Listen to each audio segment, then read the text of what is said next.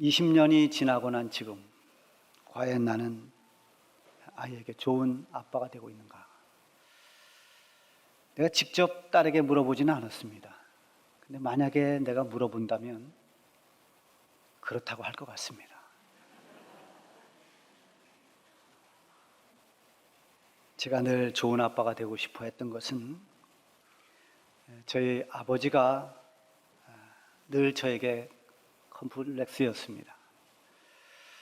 늘 술에 취해 있는 모습이 떠오르고 또 누구에게도 싫은 말을 할 줄 모르고 이 사람 저 사람에게 억울함을 당하고 또 부모에게도 인정을 받지 못하고 시골에서 농사를 지면서 혼자 삼켜야 하는 그런 어떤 억울함 또는 여러 가지 마음의 한 이런 것들을 마음속에 깊이 삼켜놓았다가 술을 드시면 술로 다 풀었습니다.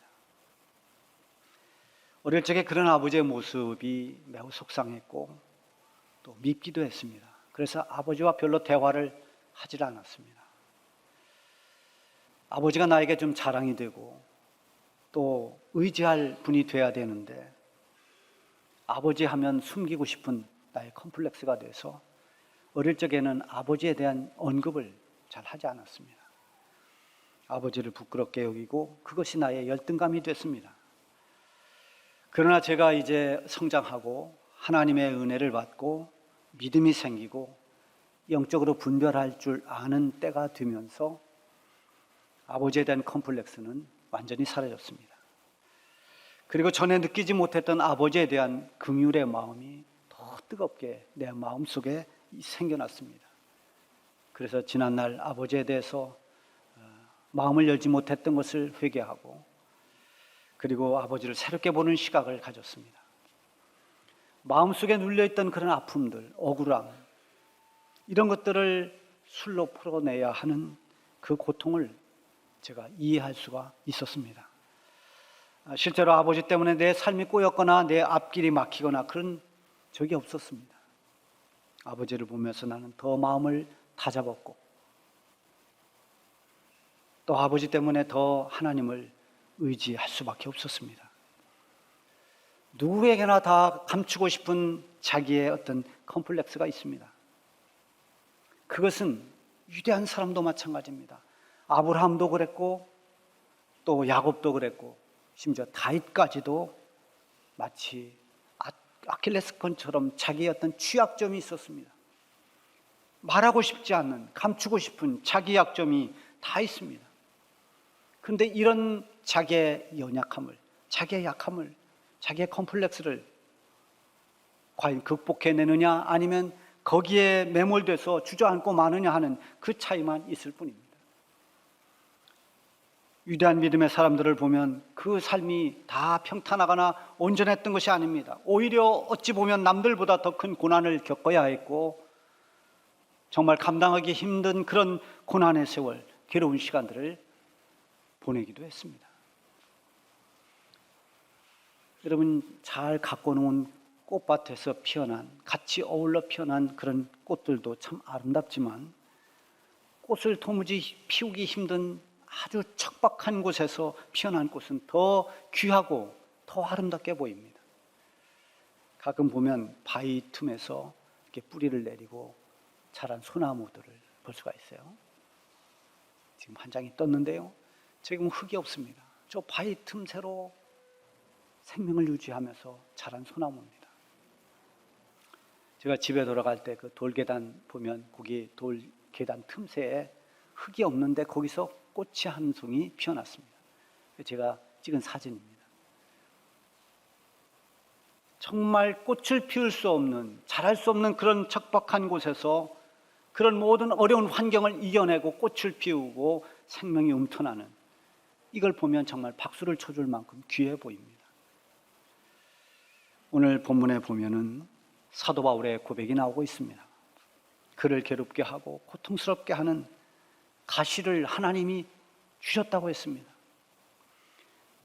하나님께서 주시는 것이면 다 우리가 좀 만족할 만하고 기뻐하고 좋은 것들을 우리는 원하지만 그렇지 않을 때가 많습니다. 사도 바울도 좋은 것 주시기를 또 문제 해결해 주시기를 원했는데 전혀 원치 않는 고난을 하나님이 주셨습니다. 바울은 그것을 가시라고 했습니다. 인간적으로 너무나 아프고 힘들고 괴롭기 때문에 이 가시를 사탄의 사자다, 이런 표현도 했습니다. 이 가시가 어떤 사람에게는 실패한 사업일 수 있습니다. 사업이 무너지면서 너무나 고통을 받고 있는 그것이 자기에게 가시가 됐습니다. 어떤 사람에게는 뜻밖의 사고이기도 합니다. 정말 상상도 못했던, 예측할 수 없었던 사고를 만나서 갑자기 삶이 어려워지는, 그게 그 사람에게 가시가 될 수 있습니다. 어떤 사람은 늘 짊어지고 있는 자기의 질병이 가시가 될 수도 있습니다. 그러나 만약에 하나님께서 주시는 가시라면 그 가시는 모두 하나님의 섭리가 담겨 있습니다. 그 가시 안에 하나님의 뜻이 숨겨져 있습니다. 하나님이 주시려고 하는 목적은 가시가 아닙니다. 가시는 나에게 은혜를 주시는 그런 하나의 수단에 불과할 뿐입니다. 사탄은 가시를 찔러서 우리를 넘어지게 하지만 하나님은 가시를 통해서 우리를 온전하게 만드시고 가시를 통해서 선한 열매를 맺도록 하십니다. 이혜인 씨가 쓴 선인장이라는 시가 있죠. 사막에서도 나를 살게 하셨습니다. 쓰디 쓴 목마름도 필요한 양식으로 주셨습니다. 내 푸른 살을 고통의 가시들로 축복하신 당신, 피 묻은 인고의 세월 견딜 힘도 주셨습니다. 그리하여 살아있는 그 어느 날 가장 긴 가시 끝에 가장 화려한 꽃 한 송이 피워 물게 하셨습니다. 여기 말하는 가장 긴 가시가 무엇일까요? 가장 고통스러웠을 때, 가장 힘들었을 때, 그때 하나님은 그것을 통해서 오히려 화려한 아름다운 꽃을 피워나게 했다는 것입니다. 바울은 지금 자기가 겪고 있는 이 가시의 고통이 어떤 의미라는 것을 알고 있습니다. 7절에 보면 여러 계시를 받은 것이 지극히 크므로 너무 자만하지 않게 하시려고 내 육체에 가시 곧 사탄의 사자를 주셨으니 이는 나를 쳐서 너무 자만하지 않게 하려 하심이라. 한마디로 말하면 바울에게 하나님이 가시를 주신 것은 너무 자만하지 말라고 하나님이 가시를 주셨다는 겁니다. 바울은 영적으로 자만할 수 있는 조건을 다 갖췄습니다. 그가 말한 것처럼 그는 하나님으로부터 받은 계시가 지극히 크다고 했습니다. 남들이 쉽게 경험할 수 없는 그런 깊은 영적인 세계를 체험했습니다. 하나님이 보여주신 그 환상, 계시 이런 걸 통해서 남들이 보지 못하는 그런 영안이 활짝 열렸습니다. 이렇게 큰 계시를 받고 큰 환상을 보면, 깊은 영적인 체험을 하면 자기도 모르게 자만할 수 있습니다. 나는 너희들과 차원이 다르다. 너희들과 믿음의 수준이 달라. 자만해지면 자꾸 신앙의 중심이 자기 자신에게로 갑니다. 그래서 뭔가 좀 과시하려고 하고 우쭐대고 싶고 남을 보면서 무시하고 판단하고 스스로 높아지려고 합니다. 그래서 대단한 간증을 가지고 있는 사람들은 대단히 조심해야 됩니다. 나 중심이 되지 않도록 경계해야 됩니다. 한국의 사이비 이단 교주들의 특징이 다 대부분 영적 교만에서 빗나간 사람들입니다. 한강 백사장에서 기도하던 박태선 장로, 그분이 기도하면 수많은 사람들이 치유되고 병이 나았습니다. 이런 기적을 일으켰던 사람이 전도관의 교주가 됐습니다. 통일교회 문선명, 신천지의 이만희, 다 이런 종류의 사람들입니다. 하나님은 스스로 교만한 사람을 그대로 사용하지를 않습니다. 교만하면 하나님과 대적자가 됩니다. 여러분, 도덕적으로 교만한 사람은 예수 믿기 정말 어렵습니다. 이런 못되게 살아가는 사람들, 나쁜 짓 하고 죄가 많고 아이고 나는 죄투성이야, 이런 사람은 변화되기 쉽습니다. 꼬꾸라집니다. 그런데 나는 남에게 피해를 준 적이 없고, 나는 내 양심을 지키며 살았고, 나는 다른 사람들에게 좋은 일 많이 했고, 이렇게 해서 자기의 도덕적 기준으로 나는 도덕적이고 윤리적인 사람이다, 이렇게 자기 의를 가지고 있는 사람들이 예수 믿기가 가장 어려운 사람들입니다. 이런 사람들 변화되기가 정말 어렵습니다. 자기 의 때문입니다. 그런가 하면 힘이 있어서 능력이 있어서 교만한 사람, 이런 사람들은 하나님을 의지하지 않습니다. 그 나약한 사람들이 하나님 앞에 가서 도와달라고 기도하고 하나님 의지하는 거다, 이렇게 생각합니다. 내 힘으로 살아간다고 그렇게 생각합니다.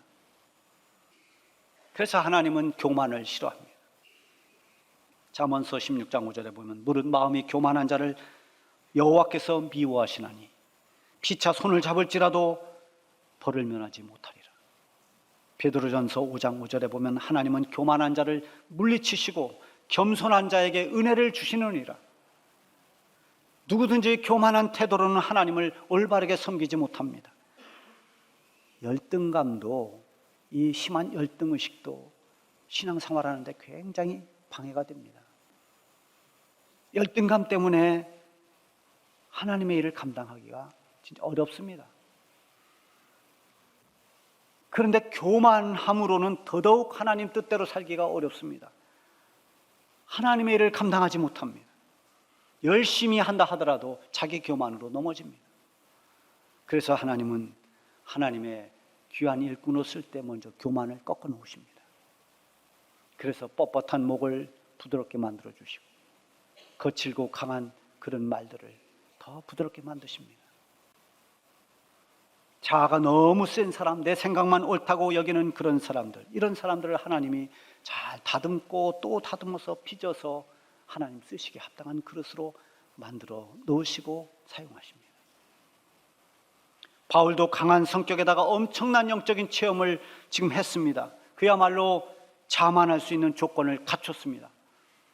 하나님께서 이런 바울을 낮추시려고, 꺾으시려고 육체의 가시를 주셨습니다. 너무 자만하지 않도록, 그가 교만해서 넘어지지 않도록 가시를 통해서 그를 낮추고 겸손하게 만드셨습니다. 어떤 사람은 가시 때문에 낙심해 버립니다. 왜 하나님이 나에게 이런 고통을 주실까? 왜 나에게 내 삶에 이런 아픔을 주시는 걸까? 하나님을 원망합니다. 그건 가시를 주신 하나님의 뜻을 모르기 때문입니다. 가시가 가시로 끝날 일이 아니라는 것을 몰라서 그렇게 말하는 것입니다. 바울은 예수님 만난 후에 이전에 자랑하던 모든 것들, 교만의 이유가 됐던 것들은 다 배설물로 여겨버렸습니다. 그리고 이제는 영적인 체험을 해서 엄청난 그런 계시를 받았고 그런 환상을 보았습니다. 남들이 경험하지 못했던 영적 세계를 들어갔습니다. 그때 하나님이 주신 그 가시, 이 가시가 나를 컨트롤하고 나를 자만하지 않도록 나를 잡아주시는 하나님의 은혜라는 것을 깨달았습니다. 그래서 교만은 버리고 가시는 끌어안았습니다. 가시로 인해서 자기를 낮추고 겸손해졌다면 그것은 가시로 인해서 은혜를 받은 것입니다. 가시 때문에 교만할 수 없게 되었고 겸손하게 하나님을 의지하게 되었다면 그 가시는 오히려 축복이 된 것입니다. 바울이 이렇게 가시의 의미를 깨닫게 된 것은 처음부터가 아닙니다. 기도를 하고 나서 깨닫게 됐습니다.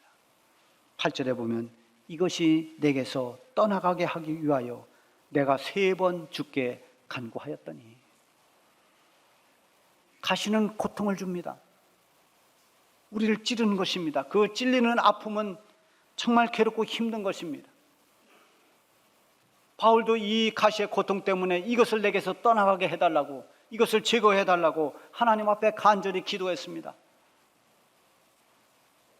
그렇게 그 육체의 가시를 해결하기 위해서 작정하고 3번 기도했다고 말하고 있습니다. 첫 번째 기도할 때 응답이 없었습니다.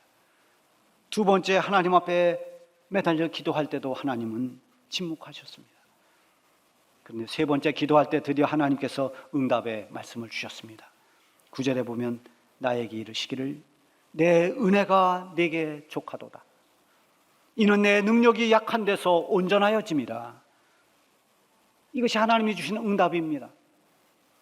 바울을 찌르는 가시가 무엇인지 정확히는 우리는 모릅니다. 그것이 무엇을 말하는지, 그것이 바울이 가지고 있는 육체의 병이라고 추측할 뿐입니다. 그것이 무엇이 되었든 이 가시로 인한 고통, 그게 너무나 커서 인간적으로는 그것 때문에 불편하고 그것이 약점이 됐습니다. 그래서 하나님께서 이 가시만 제거해 주신다면 정말 날개를 단 듯이 그렇게 열심히 일할 수 있을 것 같았습니다. 그런데 하나님의 응답은 기대와 달랐습니다. 내 은혜가 내게 족하도다. 이는 내 능력이 약한 데서 온전하여짐이라. 3번이나 작정하며 기도했지만 하나님은 가시로 족한 줄 알라고 응답해 주십니다. 내 기도 안 들어주겠다는 것입니다. 우리는 이럴 때 하나님이 응답해 주시지 않는다고 말합니다. 내가 그렇게 하나님께 간절히 기도했는데도 하나님은 내 기도를 외면해 하시고 내 기도에 응답을 주시지 않는다고 원망합니다. 그러나 그것은 결코 맞는 말이 아닙니다. 하나님께서 거절하신 그것도 하나의 응답입니다. 내가 원하는 답을 듣는 것만이 응답이 아니라 내가 원치 않아도 하나님께서 노라고 해도 그만하면 됐다, 족하다 이렇게 말씀하셔도 그것을 하나님의 응답으로 믿어야 됩니다. 바울이 탁월한 영적 매력을 가지고 있는데 그게 뭐냐면 하나님의 뜻이라면 금방 수용하는 능력입니다. 아무리 자기가 원했던 것도 하나님이 아니라 하면 바로 포기해버립니다. 아시아에서 그렇게 뜨거운 열정을 가지고 나는 이 아시아 복음을 전하기 위해서 계획을 세우고 북으로 올라갈 때 하나님이 스톱, 너 그만두고 저쪽 마게도냐 땅으로 가라 할 때 바울은 자기 하던 모든 계획을 다 접어두고 가보지 못했던 마게도냐 땅으로 건너갑니다. 하나님의 뜻이라면 순종합니다. 하나님께서 가시를 안고 살라고 하셨는데 이 가시를 해결해 달라고 제거해 달라고 기도했던 바울이 오히려 이제는 하나님의 섭리를 깨닫고 나서는 상심하기는커녕 오히려 그것을 기뻐했습니다.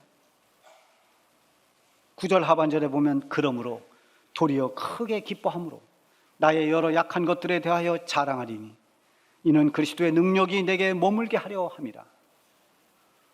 바울이 없애고 싶었던 그 가시 그리고 그의 온갖 약한 것들, 전에는 그것이 감추고 싶은 부끄러움이었고 그것 때문에 위축이 되고 용기를 잃기도 했지만 이제는 그것을 자랑하겠다고 말합니다. 하나님의 거절하심에 대해서 오히려 크게 기뻐했습니다. 이미 바울은 지금까지 하나님 은혜를 많이 받았습니다. 내 은혜가 내게 족하도다. 바울이 아멘했습니다. 그렇습니다. 저는 지금까지 하나님 은혜로 살았습니다. 저 같은 죄인이 구원받은 것만 해도 하나님의 족한 은혜입니다. 네가 가시를 안고 살지만 그런 약함에서 너는 더 온전해질 수 있다. 바울은 거기도 아멘했습니다. 육체의 가시가 교만하지 않도록, 그래서 넘어지지 않도록 하는 브레이크가 되고 이 가시 때문에, 약함 때문에 하나님을 더 의지하게 됨으로써 그리스도의 능력이 언제나 그 안에 머문다고, 그래서 나는 기쁘다고 말합니다. 약함이 그리스도의 능력으로 채워져서 약함이 강함되는 결과를 가져오게 되는 것입니다. 예수님이 우리를 위해서 고난받으시고 십자가에 죽으실 때 그때 마치 저 도수장으로 끌려가는 어린 양처럼 연약했습니다. 메시아로 오신 저분이 왜 저렇게 연약할까? 왜 저렇게 약할까? 로마의 권세를 다 몰아내고 이 땅에 해방을 주실 그런 다윗왕 같은 용기 있는 메시아를 기대했는데 예수님은 힘없이 십자가를 메고 골고다를 올라가십니다. 사람들에게 조롱당하고 채찍에 맞고 침뱉음을 당하고 온갖 수모와 멸시를 받고 힘없이 십자가에 매달립니다. 여러분 얼마나 약한 모습입니까? 그러나 그 약함으로 묵묵히 십자가의 길을 가셨기 때문에 오늘 우리들이 구원을 받을 수 있었습니다. 십자가에 달리신 예수님의 약함은 우리를 구원하는 능력이 되었습니다.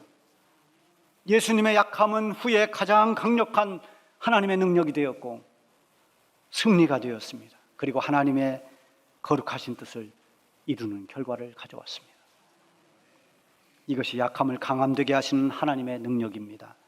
그리스도의 능력이 내 안에 역사할 때 어떤 약함도 문제가 되지 않습니다. 그리스도의 능력 안에서 보면 약함조차도 감사가 되고 은혜가 되고 기쁨이 되는 것입니다. 10절 보세요. 그러므로 내가 그리스도를 위하여 약한 것들과 능욕과 궁핍과 박해와 곤고를 기뻐하노니 이는 내가 약한 그때의 강함이라. 놀라운 역설입니다. 이 같은 역설이 어디 있습니까? 약한 것, 온갖 부족한 것, 그런 약함이 강합니다. 이건 하나님 믿지 않는 사람들은 이해할 수 없는 말입니다. 그러나 이것은 바울의 진정한 믿음의 고백입니다. 그는 이후로 자기의 가시 때문에 원망을 하거나 낙심한 일이 없습니다. 오히려 가시로 인한 그리스도의 능력을 의지하면서 주어진 사명을 잘 감당할 수 있었습니다. 자신의 약한 것들과 그리고 능욕과 궁핍, 박해와 곤고, 이런 모든 것들을 다 기쁘게 여겼습니다. 약함과 고난을 부끄러워하지 않고 기뻐한 것은 그 속에 담긴 하나님의 귀한 섭리가 있기 때문입니다. 가시조차도 기쁨이 될 수 있고 약한 것들이 강함이 될 수 있는 것은 그리스도의 능력 때문입니다. 그리스도의 능력은 믿는 자들에게 주시는 하나님의 귀하신 은혜입니다. 여러분, 혹시 가시 때문에 힘들어하고 있습니까? 약점 때문에 주눅들고 감추고 숨기며 살고 있지는 않습니까? 하나님은 가시로 인해 그리스도의 능력을 주시고 약한 것들을 강함으로 바꾸어 주시는 분입니다. 내가 약한 그때의 강함이라. 바울의 이 고백이 저와 여러분의 고백이 되기를 바랍니다.